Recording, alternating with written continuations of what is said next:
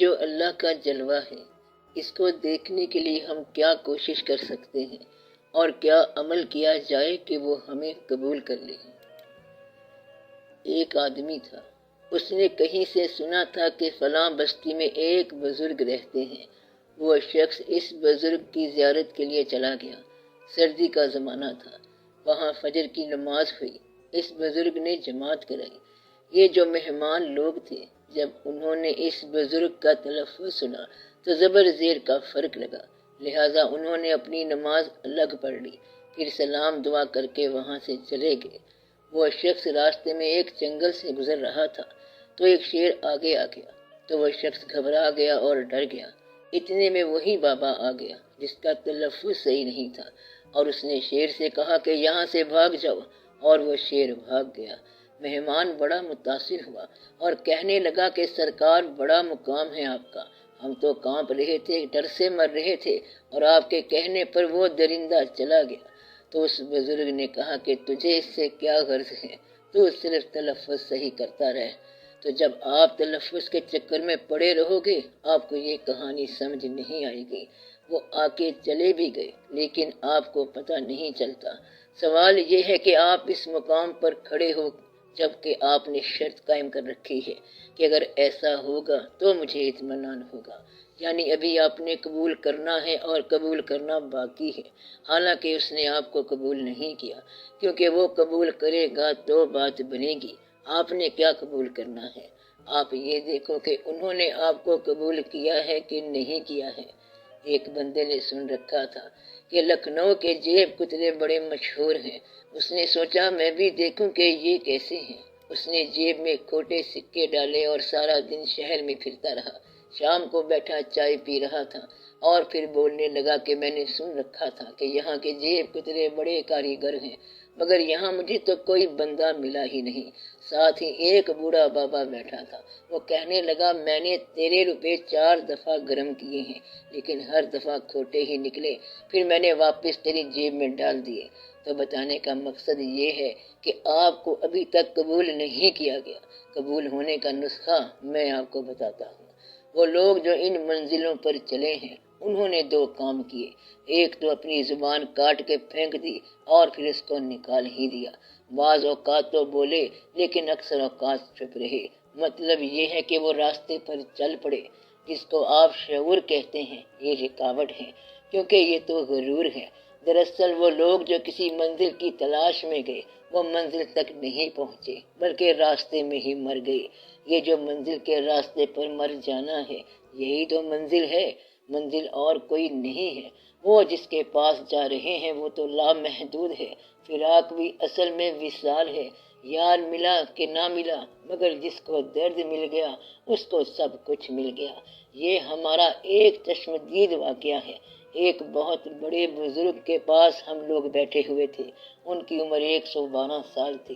وہاں ایک نوجوان آدمی روتا ہوا آیا اور کہنے لگا کہ میرے دل میں بڑی خواہش ہے کہ میں حضور پاک صلی اللہ علیہ وآلہ وسلم کے روضے کی زیارت کروں، مگر موقع نہیں ملتا۔ اس طرح وہ شخص زاروں قطار روتا چلا گیا۔ وہ بزرگ بابا بہت کم بولتے تھے، کہنے لگے کہ سارے مل کے اس کے لیے دعا کرو کہ اس کو وہاں کبھی جانے کا موقع نہ ملے۔ یہ سن کر وہ آدمی چیخے مار مار کے رونے لگا اور بے ہوش ہو گیا۔ جب وہ ہوش میں آیا تو کہنے لگا کہ بابا جی میں نے اجازت مانگی تھی اور آپ نے میری اجازت روک لی۔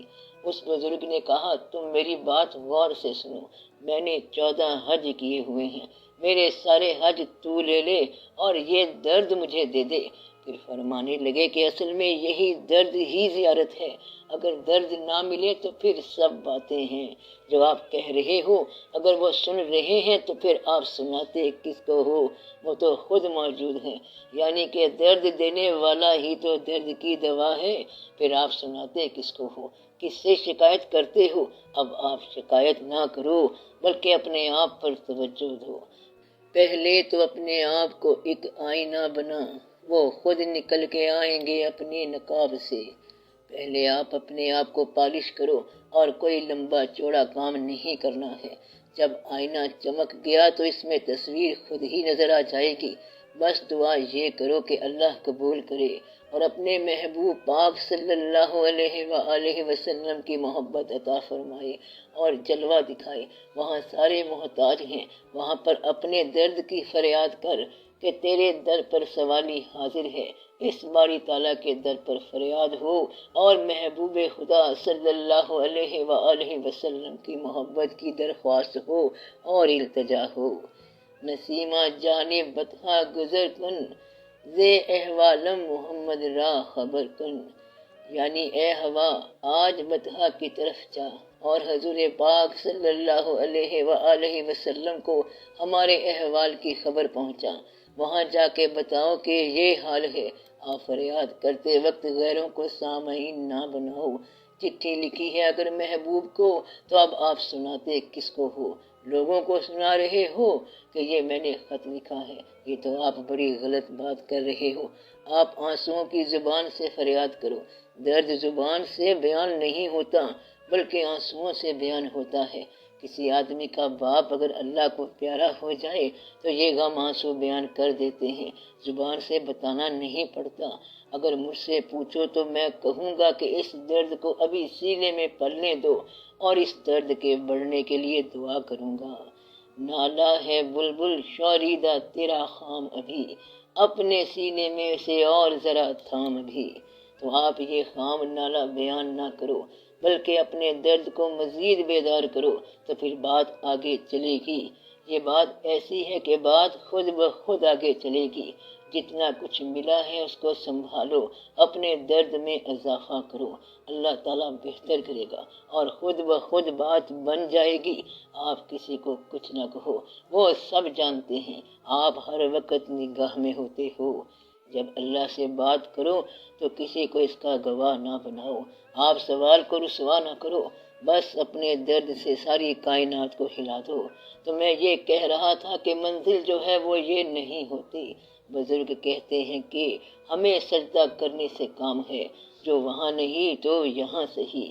آپ اللہ سے دعا کرو، خاموشی میں دعا کرو۔ جس ذات سے آپ کا تعلق ہے اس سے تعلق کو قائم رکھو، تعلق کو درد بناؤ اور درد میں اضافہ پیدا ہونا چاہیے۔ بڑے بڑے لوگ درد سے بنے اور بے شمار اللہ کے بندوں کے ایسے واقعات ہیں کہ جن کو درد عطا ہوا تھا۔ مثلاً ایک اہل درد نے اپنی والدہ سے کہا کہ میں حضور پاک صلی اللہ علیہ وآلہ وسلم کی زیارت کو چلا ہوں۔ والدہ صاحبہ نے کہا کہ اگر حضور پاک صلی اللہ علیہ وآلہ وسلم مسجد میں تشریف فرما ہو تو زیارت کرنا، نہیں تو پھر واپس آ جانا۔ جب وہ مدینہ پہنچے تو اس وقت آپ صلی اللہ علیہ وسلم حجرہ مبارک میں تھے۔ اس طرح وہ حضور پاک صلی اللہ علیہ وآلہ وسلم سے ملے بغیر واپس آ گئے۔ پھر وہ گھر گئے اور پھر ماں سے یہی سوال کیا۔ ماں نے کہا کہ اگر گھر میں آپ صلی اللہ علیہ وسلم تشریف فرما ہو تو ضرور مل لینا، مگر نہ واپس آ جانا۔ جب وہ مدینے پہنچے تو اس وقت حضور پاک صلی اللہ علیہ وآلہ وسلم مسجد میں تشریف فرما تھے، لہذا والدہ صاحبہ کے حکم کے مطابق واپس تشریف لے آئے۔ ان کا اسم مبارک ہے حضرت اویس کرنی رضی اللہ تعالیٰ عنہ۔ ان کو بظاہر دیدار نہیں ہوا لیکن ان کو ہر وقت دیدار ہوتا تھا۔ تو سوال یہ ہے کہ اطاعت کی منزل طے کرو۔ اگر آپ کو کوئی شیخ مل گیا ہے تو جب شیخ مل جائے تو اطاعت شیخ میں کمی نہ رہے۔ اطاعت کا مطلب یہ ہے کہ اطاعت کرنے والا جو اطاعت کر رہا ہے وہ شیخ کے علاوہ کسی اور کو نہ جانے۔ اطاعت کرو شیخ کی اور محبت حضور پاک صلی اللہ علیہ وآلہ وسلم کی رکھو اور کوئی دعویٰ نہ کرو، بلکہ عاجزی سب سے بہتر ہے۔ کتھے مہر علی کتھے تیری ثنا، گستاخ کھیاں کتھے جا لڑیاں۔ اور پھر فرمایا کہ مہر علی تو کون بیچارہ، سر تے چا کے اے باندھا کھاڑا، پریت لگامی شاہاں نال۔ مدعا یہ ہے کہ اس بات کا خیال رکھو کہ کہاں وہ اور کہاں یہ، کہاں زمین اور کہاں آسمان۔ اگر وہ اپنے راستے کی خاک بھی بنا لیں تو بہت زیادہ شکر کرو۔ اگر آپ کو اس راستے کی خاک بنا دیا جائے، اس خاک کا ذرہ ہی بنا دیا جائے، نقش قدم ہی بنا دیا جائے، نقش قدم کے اوپر سرنگوں کر دیا جائے تو بہت بڑی سعادت ہے۔ ساقی کی نظر سے اپنی نظر مل جاتی اگر، ہم جھکتے ہوئے پاؤں پہ گرے یوں محو ہوئے، مستی جو ملی ہم مست ہوئے، کچھ بھول گئے کہتے کہتے، میں خانے کے در ہم آ نکلے۔ وہاں نگاہ کی گستاخی ویسے ہی ختم ہو جاتی ہے۔ جو وہاں موجود تھے انہوں نے بھی آپ صلی اللہ علیہ وآلہ وسلم کا دیدار نہیں کیا، بلکہ ادب سے آپ پاؤں پہ ہی نگاہ رکھتے تھے۔ نگاہ سنگ در پہ رہی، نگاہ آپ صلی اللہ علیہ وآلہ وسلم کے قدم مبارک پہ رہی، نگاہ آپ صلی اللہ علیہ وآلہ وسلم کے سنگ آستاں پہ رہی۔ کون ہے جو نگاہ کو نگاہ کے ساتھ ملائے؟ نہیں، ایسا کوئی نہیں ہے جو حضور پاک صلی اللہ علیہ وآلہ وسلم کو دیکھنے کے لیے ان کی نگاہ سے نگاہ ملائے۔ بس آپ یہ بات یاد رکھیں کہ حضور پاک صلی اللہ علیہ وآلہ وسلم کو دیکھنے کے لیے اللہ کی نگاہ چاہیے، اور اللہ کو دیکھنے کے لیے حضور پاک صلی اللہ علیہ وآلہ وسلم کی نگاہ چاہیے۔ مصطفیٰ آنکھ ہو خدا صورت، ہو خدا آنکھ مصطفیٰ چہرہ، صلی اللہ علیہ وآلہ وسلم۔ حضور پاک صلی اللہ علیہ وآلہ وسلم کی آنکھوں میں اللہ کا چہرہ ہے، اور اللہ کی آنکھ میں حضور پاک صلی اللہ علیہ وآلہ وسلم کا چہرہ ہے، اور باقی سب جو ہیں وہ مقام سرنگوں پہ ہیں، یعنی آپ صلی اللہ علیہ وآلہ وسلم کا نام آ جائے تو سرنگوں ہو جائے۔ بس آپ گھبرانا نہیں، نہ پریشان ہونا، بےتاب نہ ہونا، اور اناؤنس نہ کرنا، یعنی اعلان نہ کرنا۔ چمن میں لالا دکھاتا پھرتا ہے داغ اپنا کلی کلی کو، یہ جانتا ہے کہ اس دکھاوے سے دل جلوں میں شمار ہوگا۔ آپ کا کام فریاد کرنا تھا اور وہ آپ کر چکے، عشق پر فریاد لازم تھی سو وہ ہو بھی چکی، اب ذرا دل تھام کر فریاد کی تاثیر دیکھ، اب انتظار کرو کیونکہ آپ کی فریاد آگے چلی گئی ہے۔ یہ مقام دل ہے کہ الامان کہ فغاں گئی سوئے لا مکان۔ اب آپ فریاد کی تاثیر کا انتظار کریں اور دعا کے قبول ہونے کا انتظار کریں۔ اللہ کرم فرمائے گا۔ آمین یا رب العالمین۔